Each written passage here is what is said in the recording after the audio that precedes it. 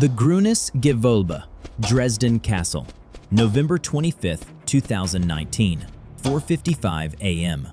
A power line cabinet under the Augustus Bridge burst into flame. The streetlights along the museum go dark. 1 minute later, two men in balaclavas step out of an Audi A6 behind the castle wall, each carrying an axe bought at a Berlin hardware store for 40 euros. The bars of the third window have already been cut 6 weeks earlier, glued back into the frame with epoxy. From the street, invisible. The men lift the bars out, smash the glass, climb in. For the next 4 minutes, they empty a single vitrine on the south wall. 21 pieces from the personal jewelry of August the Strong, Elector of Saxony. 3,700 diamonds. The Saxon White, 49 carats. Insurance value, 113 million euros. At 5:01, the first police car arrives. The vitrine is empty. The room is filled with foam from a discharged fire extinguisher, sprayed across every surface to dissolve DNA before it can be lifted. The Audi is already burning in a car park half a kilometer away. By 6 a.m., the Saxon criminal police are calling it the largest art theft in modern German history. This is the Remo family, a Berlin clan of Lebanese refugees from Neukölln. Across the previous 18 months, 6 of the cousins have walked through the museum as paying tourists more than 30 times. They have photographed every camera. They have timed every guard. They have not raised a single suspicion. So how does a family of refugees rob the most protected treasury in Europe in 4 minutes and walk out with the largest jewel theft on the continent since the war? And what is hidden inside those 18 months that will keep the missing Saxon white diamond off every diamond exchange on Earth to this day? The Grünes Gewölbe, the Green Vault, was built in 1723 by August the Strong, Elector of Saxony, as the first public museum in the Western world. By the autumn of 2019, it housed the most concentrated collection of Baroque jewelry on Earth. August was the most acquisitive jewel collector in European history. Across 35 years on the throne, he sent ambassadors to Paris, Vienna, and the diamond markets of Goa with a single instruction: buy. By his death in 1733, he had assembled 143 jeweled garnitures, matched sets of brooches, swords, epaulets, decorations. The collection sat in the second-floor jewel room of the Dresden Residenzschloss. It would remain there, with one interruption, for the next 286 years. The interruption was the Royal Air Force. On the night of February 13, 1945, the Allies firebombed Dresden. 25,000 civilians died. The Residenzschloss collapsed. The jewel room burned. But the jewels had been moved 3 years earlier to a vault inside Königstein Fortress, 30 kilometers south. The stones survived. The city did not. In May 1945, the Soviet Red Army carried the collection east. For 13 years, it sat in a warehouse in Moscow. In 1958, it was returned to East Germany. For the next 48 years, the German state rebuilt the jewel room around it, stone by stone, gilt by gilt, mirror by mirror. The reconstructed Grünes Gewölbe opened on September 1, 2006. The restoration cost 45 million euros. The security was the most expensive part. Armored doors, biometric staff access, perimeter motion sensors, vault-grade vitrines rated bullet-resistant, a direct alarm line to the Dresden police. The collection inside, by the 2018 Saxon State Insurance Assessment, was worth 1.1 billion euros. The Diamant Garniture was the most valuable single set in the room. 21 pieces, 3,700 diamonds, worn at every Saxon coronation, royal wedding, and state funeral from 1733 until the fall of the Saxon monarchy in 1918. It had not been broken up. It had not been resold. It had not been outside the Residenzschloss for more than the 13 years it had spent in a Moscow warehouse. By the autumn of 2019, the institutional consensus was that the Grünes Gewölbe could not be robbed by walk-in burglars. The vault was too modern, the cameras too dense, The police response too fast. That was the consensus. That was the thesis. That was the thesis the Remo cousins had spent the previous 18 months disassembling. One tourist visit, one camera angle, one cut bar at a time. The Remo family arrived in West Berlin on October 14, 1989, 1 month before the Berlin Wall fell. 11 children, 2 parents, 1 suitcase, no German, no money, no legal status. The patriarch was Issa Remo, 42 years old, born in a village in northern Lebanon, 2 kilometers from the Syrian border. The Remos were Mahalami, an Aramaic-speaking ethnic minority displaced across Turkey, Syria, and Lebanon over 3 centuries. They held no nationality recognized by any of the 3 states they had been born in. In the autumn of 1989, with the Lebanese Civil War in its 15th year, Issa Remo paid a smuggler to drive his family from Beirut to Istanbul. From Istanbul, by train to Yugoslavia. From there, by truck into West Berlin. The German Federal Republic granted the family Duldung status, tolerated but not legal. They could not legally work. They could not legally rent. They could not legally enroll the children in regular state schools. The Duldung status remained in place for 25 years. An entire generation of Remo children grew up in Berlin classrooms designated as temporary, without the right to apply for the apprenticeships, the universities, or the jobs the city around them was built on.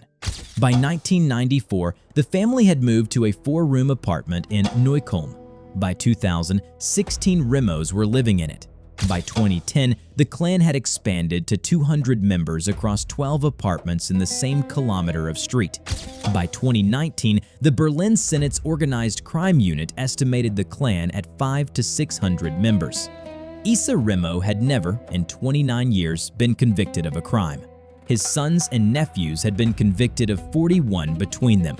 The pattern began in the late 1990s. Car theft, burglary of jewelry shops on Kurfürstendamm, insurance fraud. By 2010, the convictions had escalated. Armed robbery, drug trafficking, witness intimidation. By 2017, the Berlin Senate had formally listed the Remos as one of 14 Großfamilien designated as organized criminal clans under federal monitoring. In the annual Lagebild Clankriminalität, the report's authors flagged a single recurring problem with prosecutions across all 14 families. Aussagebereitschaft, keine. Willingness to testify, none. By the spring of 2017, the Remo family had committed more recorded organized property crime in Berlin than any other clan in the Federal Republic. They had also been convicted of less of it. The rule, by then, was understood by every Berlin prosecutor. You arrest a Remo. You charge a Remo. You almost never convict a Remo, because no Remo, in 28 years on German soil, had ever testified against another. On the night of March 27, 2017, 3 young men in dark clothing walked into the Bode Museum on Museum Island in central Berlin. They climbed a ladder. They cut through a 3rd-floor window. They lifted, in 28 minutes, a single object. The object was the Big Maple Leaf, a Canadian commemorative gold coin minted in 2007. The coin weighed 100 kilograms, 99.999% pure gold. Face value, 1 million Canadian dollars. Market value at the gold spot price on March 27, 2017, 3.75 million euros. It was the size of a large pizza, 2 centimeters thick. It sat in a single armored vitrine on the 3rd floor of the Bode Museum, on loan from a private collector. The 3 young men were Wissam Remo, age 27, Ahmed Remo, age 20, Weichi Remo, age 18. All 3 first cousins. All 3 born in the same Neukölln apartment building. The method was crude. The coin weighed 100 kilograms. The Remos had not, in their planning, calculated how 3 young men would lift it from a vitrine and carry it to the window. They improvised. They tipped the vitrine over. They rolled the coin onto a wheelbarrow. They wheeled it across the museum floor. They lowered it down the ladder on a length of rope. By 4 a.m., the wheelbarrow was crossing the elevated S-Bahn tracks at Friedrichstrasse. By 5 a.m., the coin was in a garage in Neukölln. By 6 a.m., by the Berlin Federal Police forensic estimate, the coin had been cut with an oxyacetylene torch and melted into anonymous gold bars. The Bode Museum coin had ceased to exist. The investigation moved quickly. The wheelbarrow had left a single tire print in the soil beside the tracks. The print was traced to a hardware chain in Neukölln. The store had sold 3 wheelbarrows of that exact specification in March 2017, 2 to municipal contractors, 1 to a private buyer named Weichi Remo. Wissam, Ahmed, and Waisi were arrested in July 2017. The presiding judge at the Bode Museum verdict, February 20, 2020, told the courtroom that none of the 3 defendants had at any point during the trial accepted personal responsibility for the act. The convictions were entered on physical evidence alone. Wissam and Ahmed received juvenile sentences of 4 years, 6 months each. Waisi received 4 years, 8 months. The Bode Museum was the rehearsal. The lessons it taught the Remo family about speed, about destroying evidence, about how gold cannot be recovered once it is melted, would be applied 18 months later to a building 300 kilometers south. The difference was scale. The Bode coin was worth 3.75 million euros. The Dresden vitrine was worth 30 times that. In the summer of 2018, 2 of the Remo cousins took a train from Berlin to Dresden. They paid 14 euros each for an admission ticket to the Grünes Gewölbe. They spent 4 hours inside the museum. They photographed nothing. The Bode trial was in pre-hearing. Every Remo communication device in Berlin was, by the assumption of the clan, under federal wiretap. The first visit produced no notes, no photographs, no GPS records. By the autumn of 2018, the visits had become a pattern. 2 cousins, different combinations, never the same pair twice, always paying, always standing, quietly, hands behind their backs, in front of the 3rd window from the corner of the jewel room. By the end of 2018, the cousins had visited the Grünes Gewölbe 12 times. By the end of 2019, they had visited 30. The 3rd window faced the Brühl Terrace. Its iron grates were original to the 1723 building. The Saxon heritage authorities had refused, in every modernization review, to permit modern shutters. The vitrine of the Diamant Garniture stood 4 meters inside the window. The nearest security camera covered the central aisle of the jewel room, not the corners. In October 2019, the planning entered its physical phase. At 3 a.m. on a Tuesday in mid-October, 2 Remo cousins approached the rear of the residence Schloss with industrial hydraulic shears. The shears had been bought, in cash, near Berlin Hauptbahnhof. In the next 40 minutes, they cut 3 of the 4 iron bars across the 3rd window, between the cobblestone level and the height of a man. They did not remove the cut sections. They wedged them back into the frame with industrial epoxy. The cuts were invisible from the pavement. They were invisible from the river. They were invisible on routine inspection by Saxon Museum security 4 weeks later, even at a distance of 4 meters. The equipment was assembled in a garage in Neukölln. 2 axes, purchased separately at a Berlin hardware store for 40 euros each. A handheld fire extinguisher of industrial capacity. 6 balaclavas. 6 pairs of black mechanics gloves. A heavy canvas sports bag. 3 vehicles were prepared. A 2014 Audi A6, bought privately for 9,000 euros through a straw buyer in Brandenburg. A 2016 Mercedes S-Class. A second Audi A6, identical to the first, held as a decoy. On the evening of November 24, 2019, the convoy drove from Berlin to Dresden. By 2 a.m. on November 25th, the cousins were in position. 18 months, 6 cousins, 30 paid admissions. Not a single museum employee remembered them. Not a single museum camera flagged them. Not a single Saxon investigator in the months after the heist would be able to identify which day or which Remo had stood for the first time in front of the 3rd window. The reconnaissance had been so thorough and so quiet that even the witnesses were invisible. Every fortress has a crack. The Grünes Gewölbe in November 2019 had 5. The first was the windows. Saxon heritage law, Section 4 of the Sächsisches Denkmalschutzgesetz, prohibited any external modification of the Residenzschloss that altered its historical appearance. In a 2014 internal recommendation, later released under Freedom of Information request, the Saxon state auditor wrote of the jewel room windows, "Die Sicherung über externe Panzerläden ist die einzige wirksame Lösung. Sie wird vom Denkmalamt abgelehnt." The only effective security is external armored shutters. The Heritage Office refuses them. The original 17th century iron grates remained. They had been forged by hand to resist a man with a crowbar. They had not been designed against a 21st century hydraulic shear capable of cutting 15mm steel in 8 seconds.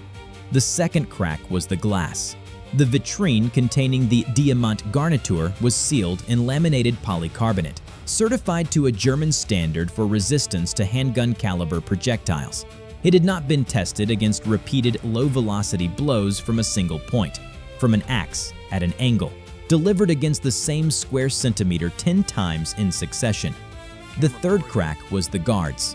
The Grünes Gewölbe employed 2 private security guards on the overnight shift, both unarmed. Their standard procedure in the event of an alarm was to first contact the private security supervisor and only second to dial the police emergency line. The supervisor's number was a national call center switchboard. The fourth crack was the sensors. The external motion detection grid had triggered 3 false alarms in the 6 weeks before November 25th. The security contractor attributed the cause to autumn leaves. The contractor reduced the sensor sensitivity by 40%. The Remos were almost certainly responsible for at least one of those 3 false alarms. The fifth crack was the power grid. The Grünes Gewölbe's external sensors drew power from a single Dresden municipal transformer beneath the Augustus Bridge. The museum's backup generator supplied only the internal cameras and locks. A single fire in a single transformer cabinet would disable the entire exterior alarm system for as long as it took city electricians to arrive. The Saxon state auditor had identified this single point of failure in 2014. The recommendation to install a museum-dedicated generator had been deferred on cost grounds in every annual budget since. The fortress was a paper castle. Each crack had been documented by Saxon auditors. Each crack had been left in place by Saxon legislators, conservators, or budget committees. By the morning of November 25, 2019, the Remo family had spent 18 months finding each one. The Grünes Gewölbe had spent 13 years pretending none of them existed. 4:55 a.m. The Audi A6 turns onto Schlossstrasse.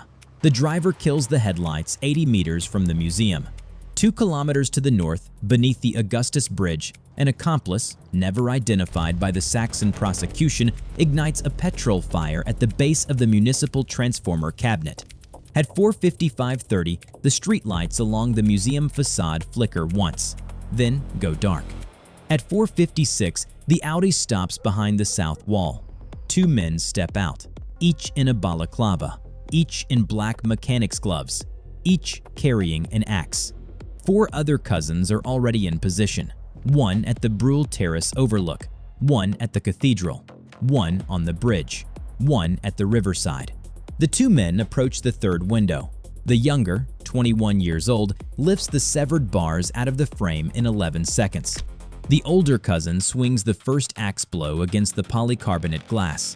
The glass holds. The second blow lands in the same square centimeter. The third, the fourth. By the 6th blow, the glass has cracked diagonally. By the 10th, it has shattered at the corner. The first cousin reaches through the opening. The second climbs in behind him. Inside the jewel room, the breaking glass alarm has triggered. 2 private security guards on the ground floor see, on 3 different monitors, 2 masked men standing inside the Diamant garniture vitrine. The senior guard dials the private security supervisor's switchboard. The switchboard does not pick up. The guard tries the line a second time. then a third. By the documented case file, he then dials the Dresden police emergency line at 4 minutes and 10 seconds past 5 a.m. By that point, the vitrine is empty. The cousins have lifted, in 90 seconds, 21 pieces of the diamant garniture. The bag goes through the window first. One of them discharges the industrial fire extinguisher across every surface either cousin has touched. White foam coats the vitrine, the window frame, the axes, the cut bars. The foam contains potassium bicarbonate, sufficient to denature trace DNA within minutes. By 4:59 and 30 seconds, both men are back through the window. By 5 a.m., the Audi A6 is pulling away from the south wall. By 5:05, the Audi has been abandoned in the underground car park beneath Wettnerplatz, 800 meters from the museum, and ignited with a road flare. The cousins are in the Mercedes S-Class, heading north on the Autobahn towards Berlin. At 5:01, the first Dresden police patrol car pulls up to the empty courtyard. By the time the first patrol officer reached the empty vitrine, the Saxon crown jewels were already in a sports bag heading north on the Autobahn. The state of Saxony had lost 113 million euros in 300 seconds. The Remo family had not, in those 300 seconds, raised their voices, made a phone call, or fired a single weapon. They had just used an axe. By noon on November 25th, the largest criminal investigation in Saxon history was officially open. The Saxon State Criminal Police assembled a 40-officer task force, Soko Epaulet, named after the diamond epaulet taken. The German federal police joined within 12 hours. A €1 million reward was announced on December 1st. In the first week, the task force received 600 named leads and approximately 5,000 anonymous tips. Autobahn surveillance confirmed the Mercedes had reached southern Berlin by 9 a.m. on the morning of the heist. By day 3, Berlin organized crime detectives were briefing the Saxon LKA on the Remo clan. The Bode Museum parallels were obvious: coordinated, low-tech, no weapons, followed by silence. The forensic breakthrough came in March 2020. A single fragment of black mechanic's glove had survived the fire extinguisher discharge on a sharp edge of broken vitrine glass. It carried a single skin cell. The DNA matched, in the federal database, Wissam Remo, already on file from the Bode investigation. It would remain the only direct physical evidence the Saxon prosecution ever obtained. On November 17, 2020, almost a year after the heist, Berlin Federal Police executed simultaneous raids across the Neukölln district. They produced 3 arrests: Mohammed Remo, Abdul Majed Remo, Bashir Remo. They produced no diamonds, no Saxon white, no tools matching the museum axes, no fire extinguisher residue. In May 2021, Wissam Remo was arrested at the German-Polish border in a rental car. He carried a one-way ticket from Warsaw to Beirut. Rabbi Remo, the 7th participant, was already in Beirut. He had left Germany on November 26, 2019, the day after the heist. Lebanon does not extradite Lebanese nationals to Germany. The 4 arrested cousins were held in pretrial detention. None of them spoke. The lead Saxon prosecutor, in a statement to the Sächsische Zeitung, "We have the men, we do not have the jewels. The evidence is sufficient for conviction. It is not sufficient for recovery." The largest investigation in Saxon police history produced 6 suspects in 12 months. It did not produce a single diamond. On January 28, 2022, the trial of 6 Remo family members opened at the Dresden Higher Regional Court. Across the next 10 months, the defendants did not speak a single word in their own defense. Charges: aggravated burglary, arson, organized crime conspiracy. The prosecution case relied on the single skin cell on the glass fragment, Autobahn surveillance, mobile phone triangulation from a Berlin tower at 3 a.m. on November 25th, and the testimony of 2 museum guards. The defense offered no witnesses. By October 2022, defense attorneys approached the prosecution privately. They proposed, on behalf of unnamed parties, the return of stolen items in exchange for reduced sentences. Negotiations took 6 weeks. On December 17, 2022, 2 Remo defense attorneys drove to a designated point in Berlin and opened the trunk of a rented car. Inside, 5 plastic shopping bags. Inside the bags, 31 fragments of the diamant garniture. Of the 21 original pieces, 16 were partially recovered. Many had been broken into smaller fragments. Many had had their central diamonds prized out of the gold settings. The pieces showed water damage, rust, and mold on the velvet linings, stored by every forensic indication in a damp basement. The Saxon white diamond, 49 carats, was not among the returned pieces. Neither was the diamond rose of Queen Amalie Auguste. The grand diamond star returned as a gold frame with most of its diamonds missing. Estimated value of returned items, 30 to 40 million euros. Estimated value of permanently missing, 70 to 80 million. On May 16, 2023, the Dresden Higher Regional Court issued its verdict. Wissam Remo, 6 years, 3 months. Mohammed and Abdul Majed Remo, 4 years, 4 months each. Juvenile law applied. Bashir Remo, 6 years. 2 acquittals. Rabbi Remo sentenced in absentia. Marian Ackerman, Director General of the Dresden State Art Collections, gave a press statement at the courthouse. Was wir zurückbekommen haben, ist nicht das, was wir verloren haben. What we got back is not what we lost. She did not mention the Saxon white by name. She did not need to. Germany got back what it could. The Remo family kept what mattered. The Saxon white, by every reliable estimate, had been recut into 4 or 5 smaller stones and sold through private channels in Antwerp, Tel Aviv, or Dubai. The 49-carat stone August the Strong had carried in his personal collection for 291 years had ceased to exist. The Grünes Gewölbe reopened on May 30, 2020, 6 months after the heist. The vitrines now use axe-resistant glass rated to 30 sustained blows. Armored shutters are lowered each evening at 6 p.m. Thermal imaging covers every external wall. 4 pieces are now represented by museum-grade replicas. The Saxon white diamond's pedestal is empty. Wissam Remo was released on parole in October 2024. He returned to the Neukölln apartment where he was born. He has not been charged with any further offense. Mohammed and Abdul Majid Remo were released in late 2023 under juvenile law. One of them, the prosecution was never certain which, had held the Saxon white in his hand for approximately 11 seconds on the morning of November 25, 2019. Bashir Remo continues to serve his sentence. Rabia Remo remains in Beirut. Lebanon, in 2021, declined the German extradition request. Issa Remo, clan patriarch, age 68, still lives in the original Neukölln building. He has never, in 35 years on German soil, been convicted of a crime. In no documentary, book, or press feature has any member of the Remo family appeared on camera, on the record, or in citation. They did not raise their voices. They did not draw a weapon.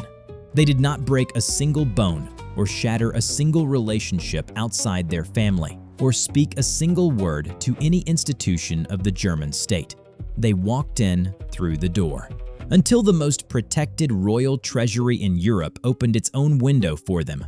The Saxon white diamond, 49 carats, purchased by August the Strong in 1728, has not been seen in public since 5:01 a.m. on November 25, 2019. Wissam Remo lives a 40-minute drive from the men who built the case against him. He has not given a single interview. He does not, in those interviews he has not given, intend to start.